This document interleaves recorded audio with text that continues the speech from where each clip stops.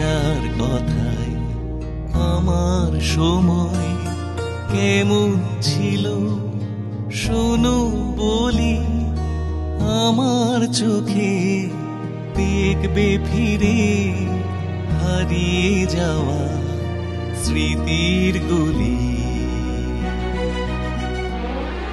আমার সময়, আমার সময়, আমার সময়, আমার সময়।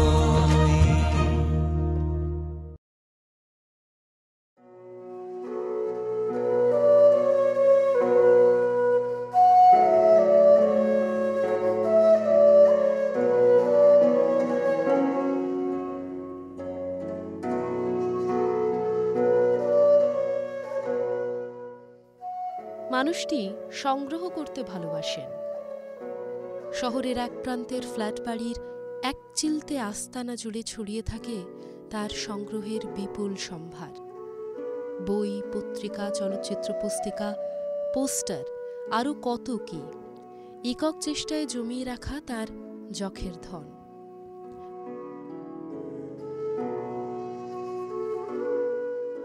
পাশাপাশি কখন যেন নিজের অজান্তেই সংগ্রহ করে রেখেছেন সময়ের অভিঘাতকে। আড্ডা দিতে বসলে তার অনর্গল সংলাপে ঝরে ঝরে পড়ে সময়ের স্মৃতিঝুরি।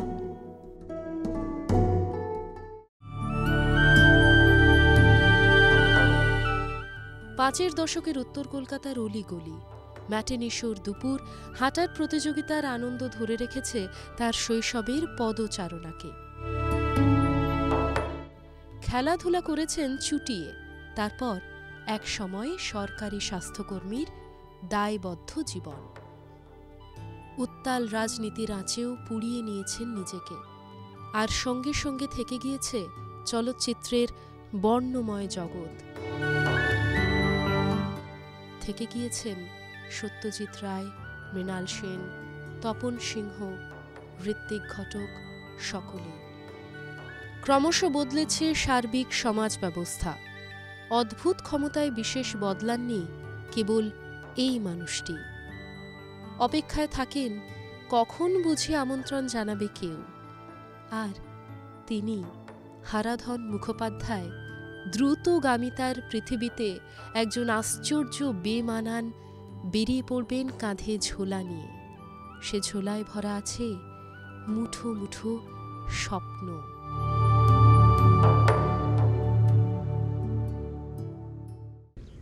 বাংলাদেশে আমার জন্ম 1946 সালে 31 ডিসেম্বরই আমার জন্ম। সেই সময় বাংলাদেশ তখন স্বাধীন হয়নি, ভারতবর্ষ স্বাধীন হয়নি। তারপর মা আমাকে নিয়ে আহিরটোলায় চলে আসে, পূর্ববঙ্গ থেকে পশ্চিমবঙ্গে চলে আসে। বাংলাদেশের বর্ডার পার হয়ে মা চলে আসেন। বাবা ছিলেন মিলিটারিতে আসামের ডিব্রুগড়ে। অতএব মা এখানে এসে অথই জলে পড়েছিল। তারপরে আমাদের একটা মামার বাড়ি সব পশুপতি বসলেনে ওখানে একটা ভাড়া বাড়িতে সবাই মিলে আমরা থাকতাম। সেইখানেই আমার ছোটোবেলাটা কেটেছে, পশুপতি বসলেন। ওখানে একাই শিশু অবস্থার কথা বলছি, ওটা বিশেষ কিছু আমার মনে নেই। তারপরে চলে এলাম বিকেপালে। বিকেপাল ভেবে আমার জীবনটা শুরু হলো। তা ছোটোবেলায় আমি খুব দুষ্টু ছিলাম। পাড়ায় আমাদের একটা নামই ছিল, হারুন মন্টু বংশের সঙ্গে পাড়ায় কেউ মেলামেশা করবি না। তার প্রচণ্ড দুষ্টু ছিলাম। তাই সেই জন্য সেই সময়টা ওই দুষ্টুমির মধ্যে খেলাধুলো করতাম, ফুটবল খেলা দেখতে যেতাম, যেখানে মাঠে খেলা হতো সেখানেও যেতাম, ক্রিকেট খেলা দেখতাম কুমারটুলি ক্লাবে বিকেবারে থেকে। তো এইভাবেই সময়টা কেটে যাচ্ছিল। তারপর স্কুলে ভর্তি হলাম, স্কুলে সারদাচরণ স্কুলে ভর্তি হলাম। তারপর ওখানে কিছু দিন পড়াশোনা করলাম 5 অবধি। তারপরে চলে এলাম রায়চরণ পার্লেনে, সেখানেও 2 বছর ছিলাম, 58-59 সাল। এইভাবেই ছোটোবেলাটা খুব আনন্দের সঙ্গেই ছোটোবেলাটা কেটেছে। আর ছোটোবেলায় আমি যখন বিকেবালে ছিলাম সেই সময় আমাদের ঘরে ইংরাজি কাগজটা আসতো, স্টেটসম্যান আর অমৃতবাজার। তা বড়মামাই পড়তেন, বড়মা সকালবেলা পড়া হয়ে গেল কাগজটা রেখে উনি চলে যেত, অফিস বেরিয়ে যেতেন। সেই কাগজটাকে আমি এই পড়ার তো ইংরাজি পড়ার আমার তখন কোনো মতোই সুযোগ সুবিধা হয়নি, কিছুই বুঝতাম না, শুধু খেলাটুকুই বুঝতাম। খেলাটা দেখে কাগজটা কুটি কুটি করে কেটে জানলা দিয়ে কাগজটা পুরো পেপারটাই উড়িয়ে দিতাম, বা কেটে ছোটো করে। ওই যে কাগজগুলো উড়ে উড়ে পড়ছে সেই ওড়ানো দেখে আমার খুব খুশি হতো, আনন্দ লাগতো বলে। এইভাবেই সময়টা কেটে যাচ্ছিল। তারপরে একদিন হঠাৎ আমি সিনেমাগুলো দেখার খুব ইচ্ছা হলো। তখন রঞ্জনেরও বই দেখতাম, কিংকংয়েরও বই দেখতাম, দারা সিংয়েরও বই দেখতাম। বাংলা সিনেমা খুবই কম দেখতাম 6-এ ওঠার পর। তখন সিনেমা হলে হাতিবাগান দিয়ে সিনেমা হল ভাঙলে পর এগোনো যেত না। আর শনিবার, রোববার এবং বৃহস্পতিবার থিয়েটার হল বাংলাও লোকে গিজ গিজ গিজ গিজ করতো। মানে থিয়েটার তো সপ্তাহে শনি রোববারই হতো, দুটো করে শো, আর বৃহস্পতিবার মধ্যে একটি শো হতো। এই যে শোগুলো হতো, সিনেমা এবং থিয়েটার হওয়ার পর নর্থ ক্যালকাটার সিনেমা পাড়ায় গিজ গিজ করতো লোক। ট্রাম, বাস সব বন্ধ হয়ে যেত। আমি 60 দশকের কথা বলছি, 50 দশকের কথা বলছি। আর তখন তো টিভি আসেনি, সিনেমার লোকে দেখতো, থিয়েটার লোকে দেখতো।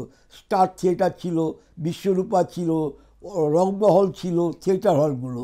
আর সিনেমা হল তো রূপবাড়ি থেকে শুরু হলো, মিনার হলে গিয়ে শেষ হলো, দর্পণায় গিয়ে শেষ হলো। গিজ গিজ যেমন সিনেমা হল ছিল, সিনেমা হল দর্শকও ছিল, ছোট বড়।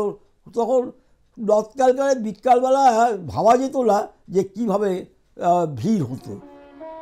সিনেমা থিয়েটারের এমন জনপ্রিয়তা সত্ত্বেও সিনেমা দেখার ব্যাপারে উত্তর কলকাতার শিক্ষিত মধ্যবিত্ত পরিবারে তখনও বিরাজ করছে অবিমিশ্র রক্ষণশীলতা।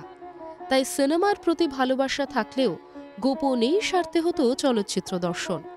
সিনেমা তো দেখতেই পেতাম না। সিনেমা দেখার কথা শুনলেই সবাই রেগে উঠতো। হ্যাঁ, লুকিয়ে চুরিয়ে আমাদের সিনেমা দেখতে হচ্ছে ছোটোবেলায়। মানে 7-8 অবধি, 6-7 অবধি আমরা লুকিয়ে চুরিয়ে সিনেমা দেখেছি। বাড়ির থেকে অ্যালাউ করেছে, সিনেমায় গেছি, বাড়ির থেকে কোনো পরিবারের সঙ্গে সিনেমা দেখেছি বলে মনেই পড়ে না। তবে প্রচুর সিনেমা কিন্তু আমরা দেখেছি বন্ধুদের সঙ্গে লুকিয়ে। এবং ম্যাটনিক শোটাই বেশি দেখা হতো, ইভিনিং শো কম দেখা হতো না, একশো দেখাই হতো না। ছোটোবেলার কথা বলছি, মানে 60 দশকের কথা বলছি। ম্যাটনিক শো দেখার কারণ হচ্ছে, প্রথম কথা ওপেনিং শো দেখব, এইটাই হচ্ছে মেন কারণ। আর ওইটাই হচ্ছে সবথেকে বড় কারণ। ম্যাটনিক শো দেখতে গেলে মোটামুটি উপরে একটা কম পয়সার টিকিটে দেখতে গেলে ম্যাটনিক শো ছাড়া আমাদের তখন কোনো উপায় ছিল না। আর ইভিনিং শো হয়ে গেলে রাত্রি 9টা-10টা বেজে যাবে, ঘরে বকাঝোকা খেতে হবে, কী আর করে আর যাবো। ওই জন্য ম্যাটনিক শোটা আমরা দেখার জন্য বেশি জোর দিতাম। টিকিট ছিল কিন্তু বিভিন্ন পয়সার। 19 পয়সার বিদুষী হলের টিকিট ছিল, 6.5 আনা 38 পয়সার একটা টিকিট ছিল সুরশ্রীতে, পুষ্পশ্রীতে। এই যে সিনেমা হলের টিকিটগুলো ওখান থেকে ছিল। আর 10 আনার টিকিটটা হচ্ছে আমাদের কাছে মহার্ঘ টিকিট, 10 আনার। আর 1.40 পয়সার একটা টিকিট ছিল, সেটা হচ্ছে ফার্স্ট ক্লাস টিকিট। ওই সবের দিকে আমরা বেরোতাম না। আমাদের 10 আনার টিকিটটা হচ্ছে হাইস্ট। 10 আনায় সব হলেই 10 আনার টিকিট পাওয়া যেত। শিক্ষার ভেতর দিয়ে, স্ট্রাগলের ভেতর দিয়ে আমরা দেখতে পাচ্ছি তার কুসংস্কার, গোঁড়ামি সমস্ত কেটে যাচ্ছে। বুদ্ধি দিয়ে ছাড়া সে কোনো কিছু মানতে চাইছে না। কিন্তু তার কল্পনা শক্তি আছে, তার অনুভূতি আছে। ছোটখাটো জিনিস তাকে মুভ করছে, তাকে আনন্দ দিচ্ছে। বন্ধুদের সঙ্গে নানা ধরনের ছবি দেখার নেশা থেকেই একদিন দেখে ফেললেন অপুর সংসার। তার কিশোর মনে ঢুকে পড়ল অপূর্ব কুমার রায়ের ছন্ন ছাড়া জীবন, মাহারা কাজল এবং অবশ্যই সত্যজিৎ রায়।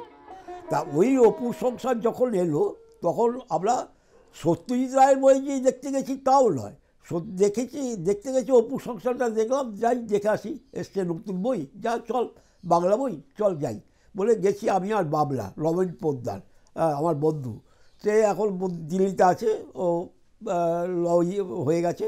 যাই হোক, ওর সঙ্গে গেছি, বাবলার সঙ্গে। বাবলা আর আমরা টিকিটও পেয়ে গেছি, 10 আনার টিকিট পেয়ে গেছি, দেখলাম। এবার দেখে সিনেমাটা খুব ভালো লাগলো, বিশেষ করে কাজলের অভিনয়, অপুর ছেলের অভিনয়টা আমাদের খুব ভালো লেগেছে। তা হলের থেকে বেরিয়ে কিন্তু আমরা সবসময় ভাগ করতাম যে এই যে বইটা দেখলাম আমাদের 10 আনা পয়সা উসুল হয়েছে কি না। তখন আমরা অপুকে দিলাম 2 আনা, শর্মিলা ঠাকুরকে দিলাম 4 আনা। এই করতে করতে কিছু দেখা গেল বাকি পয়সা প্রায় 60 পয়সার মতন থেকে গেছে, 50 পয়সার মতো থেকে গেছে। 50-60% থেকে গেছে, সে বাদ বাকি আমরা কাজলকে দিয়ে দিলাম। বলছি কাজল যা অভিনয় করেছে, কাজল যা ব্যাপারটা দিল, এই পুরোটা পয়সাটা উসুল হয়ে গেছে। আর খুবই ভালো লেগেছিল অপুর সংসার। তারপর থেকেই সত্যজিৎ রায়ের প্রতি আমার একটা আগ্রহ জন্মায়, আমাদের আগ্রহ জন্মায়। এবং সত্যিবাবু কী কী কাজ করছে না করছে সেই সময় থেকে আমরা অপুর সংসার থেকেই কিন্তু সিনেমা দেখা সত্যজিৎ রায়ের প্রতি বেশি শুরু করলাম। পরবর্তীকালে কিন্তু ওই পথের পথে অনেক পরে দেখেছি, সি হলে রুল শো দেখেছি, উত্তরা হলে কিছু কিছু সিনেমা দেখলাম সত্যজিৎ রায়ের, রাধা হলে দেখলাম। একই সময়ে তার যাতায়াত শুরু হয়েছে ফুটবলের মাঠেও। পূর্ববঙ্গের মানুষ তিনি, লাল হলুদ জার্সির ইস্ট বেঙ্গল ক্লাবের প্রতি ছিল অকুণ্ঠ সমর্থন। তারকা সমৃদ্ধ কলকাতা ময়দানে তখন প্রত্যক্ষ করেছেন ভারতীয় ফুটবলের স্বর্ণযুগকে। এশিয়ান গেমসের চ্যাম্পিয়ন হয়েছিল 62 সালে, সেই সময় চুনি গোস্বামী ছিল ক্যাপ্টেন, বলরাম ছিলেন, থঙ্গরাজ ছিলেন, জার্নাল সিং ছিলেন।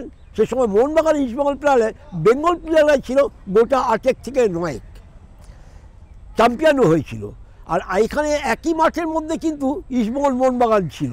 এই মাঠটার মধ্যেই একটা সাইড ছিল ইস্টবেঙ্গলের, একটা সাইড ছিল মোহনবাগানের। তখন ইস্টবেঙ্গল মোহনবাগানের খেলা হলে দুটি টিমেরই কেউ ইলিশ মাছ দিত, ইলিশ মাছ নিয়ে মাঠে আসতো। এখনকারই মতন একটা ময়দান ঘেরাও করা মাঠের মধ্যে একদিকে ইস্টবেঙ্গলও থাকতো, একদিকে মোহনবাগানও ছিল। খেলাটা তো আন্তরিকতার সঙ্গেই হতো। এবং চুনি গোস্বামী, বলরাম, এরাই তো হচ্ছে, চুনি গোস্বামী হচ্ছে মোহনবাগানের জাত থেকেই চুনি গোস্বামী ছিল, আর ওদিকে বলরাম ছিল ইস্টবেঙ্গলের প্রথম থেকেই ছিল। বলরামের সঙ্গে ছিল রামবাহাদুর, চুনি গোস্বামী ছিল সঙ্গে ছিল জার্নাল সিং। তখন ওইটার নাম ছিল সিএফসি মাঠ। ওখানে মোহামেডানের খেলা ছিল, মোহামেডানের সঙ্গে একটা ছোটো ক্লাবে রিয়ান্না কার খেটা খিদিরপুরে খেলা ছিল। সেই ক্লাবে আমি তো সকালবেলা এসেই গাছে উঠতাম, গাছে উঠে গাছ থেকে পড়ে গেছিলাম। সেই গাছে ওঠার পর মোহামেডান যখন বৃষ্টি হচ্ছে, ঝড় হচ্ছে, সেই ঝড়ের বৃষ্টিতে গাছ ভেঙে পড়ে গেছিলো। গাছ ভেঙে পড়ে গেছে, আমি আর সেই দিকে কোনো দিকে তাকাইনি। গাছের বক ডাল থেকে পড়ে গিয়ে বাড়ি খেয়ে, যারা প্রাচীরে বাড়ি খেয়ে পড়েছিল তারা তো 2-3 জন মারা গেছে। আমি সেই খবর তখন জানি না, পরের দিন কাগজে দেখেছি। সঙ্গে সঙ্গে বাড়িতে দৌড়ে চলে এসেছি, ওই ইডেন গার্ডেন্স থেকে সোজা বাড়ি চলে এসেছি। পরের দিন দেখলাম 3 জন মারা গেছে। যেমন মাঠের খেলা উপভোগ করেছেন চুটিয়ে, তেমনি নিজেও খেলাধুলো করেছেন। হাঁটার প্রতিযোগিতাই হোক বা দৌড়ের, সেসবে নিয়মিত অংশগ্রহণ ছিল তার বড় হয়ে ওঠার অঙ্গ। আর মাথার উপর বটগাছের মতো বিরাজ করেছিলেন তার মা মীরা মুখোপাধ্যায়। আমার মাকে মা না থাকলে পর আজকে আমার পায়ের তলে মাটি ঠেকতো না। হ্যাঁ, আজকে যে আমি পায়ের তলে মাটি পেয়েছি, সত্যজিৎকে নিয়ে আমি প্রদর্শনী করছি, চাকরি করেছি, সরকারি চাকরি, সব আমার মায়ের অবদান। মা প্রচণ্ড আমাকে লেখাপড়া, আমাদের বাবা বাড়ির লেখাপড়া সবাই তুকর, কিন্তু আমারই লেখাপড়ার দিকে হচ্ছে অষ্টলম্বা। মানে আমি লেখাপড়ার দিকে কোনো ঝোঁক ছিল না, কিন্তু দৌড়তে পারতাম। পাড়ায় দৌড় হলে পর দৌড়াতাম, ফার্স্ট সেকেন্ড থার্ডের মধ্যে একটা প্রাইজও পেতাম। প্রাইজগুলো দিয়ে দিতাম, টিফিনটা খেয়ে নিতাম। তখন ছিল টিফিনের লোভ। প্রাইজ কি পেলাম না পেলাম, প্রাইজ নিয়ে গেল মার খাবো তো ঘরে, তোর প্রাইজ পেলি, টিফিন কোথায় গেল? হ্যাঁ, এই নিয়ে এক ঝামেলা হবে, তাই জন্য টিফিনটা খেয়ে নিতাম। প্রাইজগুলো পাড়ার ছেলেদের, স্কুলেও তাই করেছি। প্রাইজগুলো আমি কোনোদিন দেইনি, প্রাইজগুলো সবাইকে দিয়ে দিতাম। আর প্রাইজ নেওয়ার জন্য ছেলেরা আবার কেউ আবার পা ম্যাসেজ করে দেবে, জামা কাপড় ধরবে, ইত্যাদি ইত্যাদি কাজগুলো ওরা করতো। কিন্তু এই মা প্রচণ্ড সংগ্রাম করেছে। যখন আমি কলকাতার থেকে, যখন আমাকে ঠিকমতো আমি পড়াশোনা করতে পারছি না, আমি দৌড়ে চলে যাচ্ছি পরীক্ষার সময়, মা তখন কী করে, তো পাস করছি না, তো পাস না করে ক্লাস 6 আটকে যাচ্ছে, 7 আটকে যাচ্ছি। মা কী করলো, আমাকে বোর্ডিংয়ে রামপুরহাটে পাঠিয়ে দিল, তুমবুড়িতে। আমাদের স্কুল কিন্তু একটা বিশেষ গৌরবময় স্কুল। মুকুন্দ বিহারী শাহ আমাদের স্কুলটা করেছিল রামপুরহাটে তুমবুড়িতে স্কুল, দুমকা রোডের উপরে আমাদের স্কুল। আমাদের স্কুলটা 50 বছর বয়স বা 70-80 বছর বয়স হয়ে গেছে। 1967 সালে শেষ হলো তার রামপুরহাট পর্ব। 2 বছর পরেই কলকাতার সিনেমা হলে মুক্তি পেল গুপি গাইন বাঘা বাইন। বাংলা ছবির নির্মাণ ভাবনায় অবিশ্বাস্য কিছু পরীক্ষা নিরীক্ষা হলো এই চলচ্চিত্রে।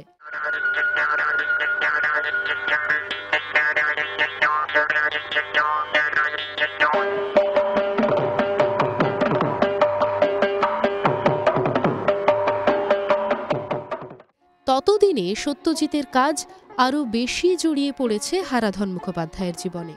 59 সালতেই সত্যিই আমার সঙ্গে রয়েছে। কখনো বইয়ের প্রচ্ছদ, কখনো সমালোচনাগুলো, যত সমালোচনা বেরিয়েছে সমালোচনা রয়েছে, প্রচ্ছদ রয়েছে, তারপরে সত্য কী কী বই করছে না করছে সব খোঁজখবর রাখছি। হতে হতে হতে হতে সত্যিবাবু যখন সিনেমাগুলো করছেন, প্রত্যেকটা সিনেমা কিন্তু তখন হলেই দেখছি আমরা। 10 আনার মধ্যে টিকিট লাগতো, 10 আনা গিয়ে হলেই দেখতাম।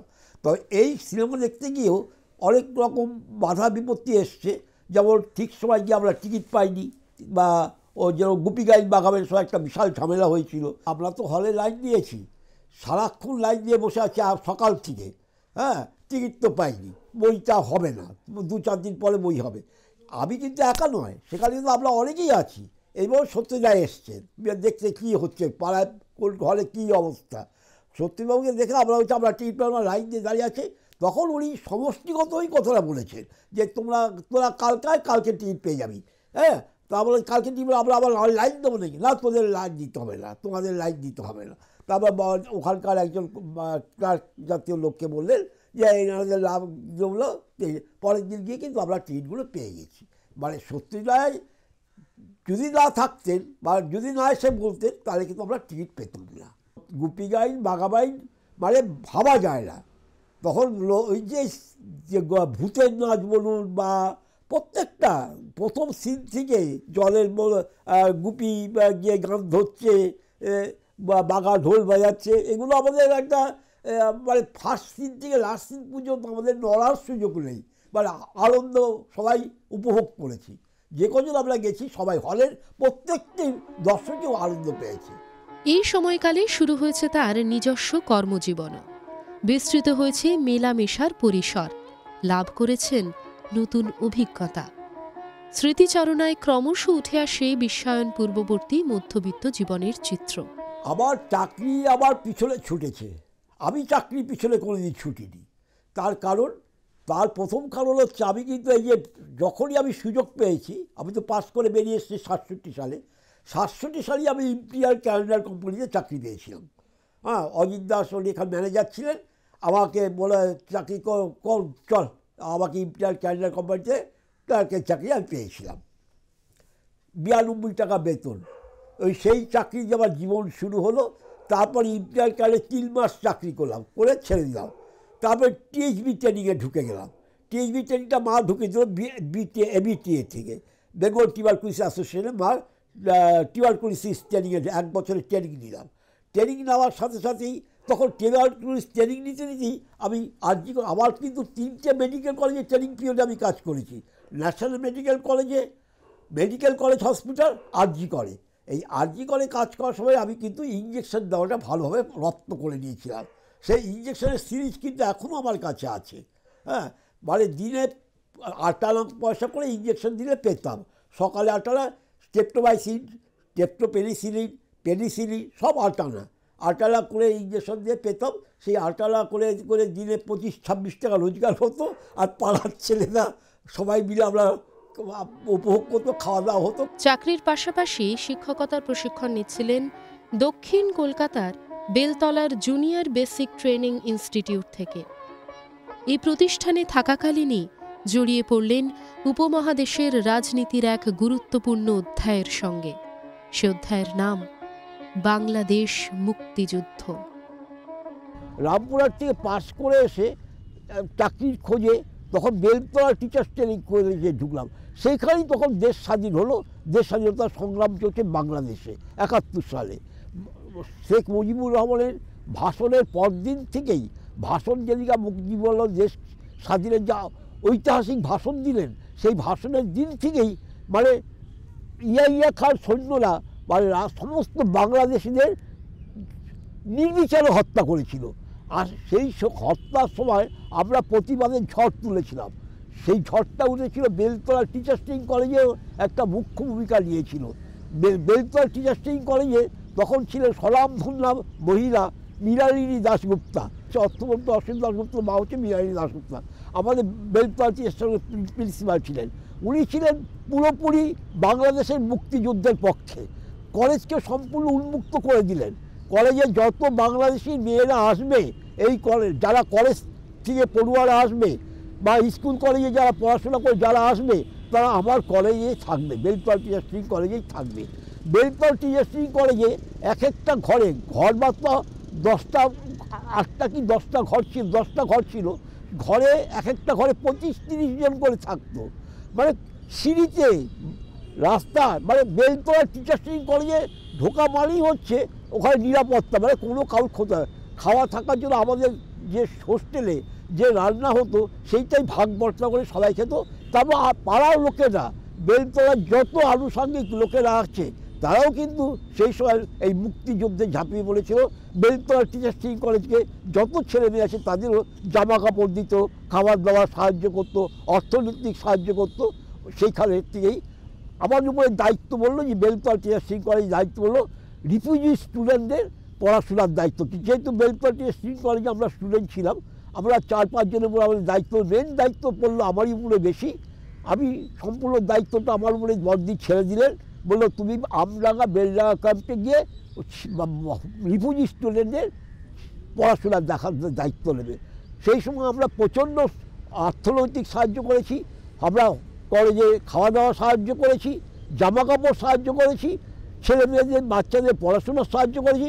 এইভাবেই আমরা বাংলাদেশে সেই সময় যশোর, কুষ্টিয়া, খুলনা প্রত্যেকটা বর্ডারে আমরা ছুটে বেড়াতাম। আমরা গাড়িতে করে কখনো যেতাম, কখনো বিভিন্ন রকম সোর্সের মধ্যে মিলিটারি ট্রাকে করেও আমাদের নিয়ে গেছে। বর্ডার থেকে আমরা জামা কাপড় দিয়ে এসেছি, খাবার দাবার দিয়ে এসেছি। এইভাবে বাংলাদেশ আস্তে আস্তে স্বাধীন হলো। বাংলাদেশ স্বাধীন হওয়ার পর শেখ মুজিবুর রহমানের আমরা একটা কলেজের থেকে বিভিন্ন জায়গা থেকে আমরা চিঠি পাঠাই। সেই চিঠি পাওয়ার পর শেখ মুজিবুর রহমান যখন আমাদের বর্দি বাংলাদেশে ঢাকায় গেছিলেন 71 সালে জানুয়ারি, ফেব্রুয়ারি, ডিসেম্বর মাসে, তখন শেখ মুজিবুর রহমানের সঙ্গে ওনার দেখা হয়েছিল। শেখ মুজিবুর রহমান সেই সময় বর্দির হাতে একটা ঐতিহাসিক চিঠি আমাকে দিয়েছিলেন। সেই ঐতিহাসিক চিঠিটা এখনও আমার কাছে আছে। বর্দি সেই চিঠিটা নিয়ে এসে প্রার্থনা কক্ষে সেটাকে ফটোস্টে কপি করে মৃণালিনী দাশগুপ্তা টানিয়ে রেখেছিলেন সুদীর্ঘ 25 বছর। ওপার বাংলায় যখন সংগ্রাম চলছে, এপারেও তখন 70-এর উত্তাল রাজনীতির আগুন। তার মধ্যেই মুক্তি পাচ্ছে কালজয়ী সব ছবি, তৈরি হচ্ছে থিয়েটার, কফি হাউসের টেবিলে উঠছে আড্ডা তর্কের ঝড়। তাতে অংশ নিচ্ছেন হারাধন মুখোপাধ্যায়ও। তা পাস করে বেরিয়েছি, কফি হাউসেও যেতাম, কফি হাউসে গিয়ে গল্প টল্প শুনতাম। তাদের কিন্তু এখানে কিন্তু কফি হাউসে নির্দিষ্ট কিছু কিছু টেবিল কিন্তু নির্দিষ্ট করা থাকতো। পরিচালকদের দিকে একজন পরিচালক থাকতেন, তারা একদিকে বসতেন, আর আমরা যারা উৎকো তারা যেখানে সেখানে বসে তাদের আলোচনা শুনতাম। মৃণাল সেন, তপন সিংয়ের বইগুলো লোকে আনন্দ পেত বেশি। সত্যি রায়ের বই দেখে অতটা ঝোঁক যতটা না বেশি আলোচনা হয়েছে, মৃণাল সেনের বই দেখে, তপন সিংয়ের বই দেখে বেশি আলোচনা। আর ঋত্বিক ঘটক তো বেশি বই করেনি, যে কটা বই করেছে ঋত্বিক ঘটক মোগরাও গেল তাড়াতাড়ি, তাই ঋত্বিক ঘটককে আমরা সেইভাবে খুব একটা ভালোভাবে পাইনি। প্রথম কথা হচ্ছে সত্যজিৎ রায়ের বইটা বোঝার মতন আমাদের তখন অতটা প্রতিদ্বন্দ্বী, প্রতিদ্বন্দ্বী বইটা দেখতে গিয়ে আমরা কতটা কি বুঝতে পারি সেই সময়। তারপরে সত্যজিৎ রায়ের বই বলতে অভিযানটা আমার তো সবথেকে ভালো লেগেছে। অভিযান বইটা কারণ আমাদের বোঝার মধ্যে একটা রস আছে, সেই রস অনুভব করেছি। অভিযানে কী আছে না আছে দেখতে দেখ ছাঙ্গা লোককে লেখে ভাগ গিয়া, এই যে ডায়লগটা, এই ডায়লগটা আমাদের মুখে মুখে ফিরত, মানে সময় অনুপাতে, বয়স অনুপাতে।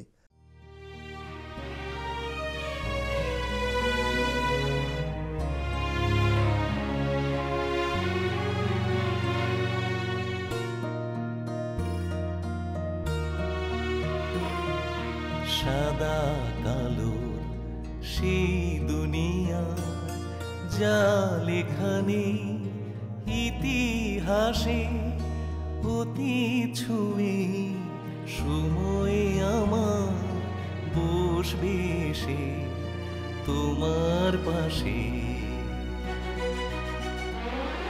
আমার সময়, আমার সময়, আমার সময়।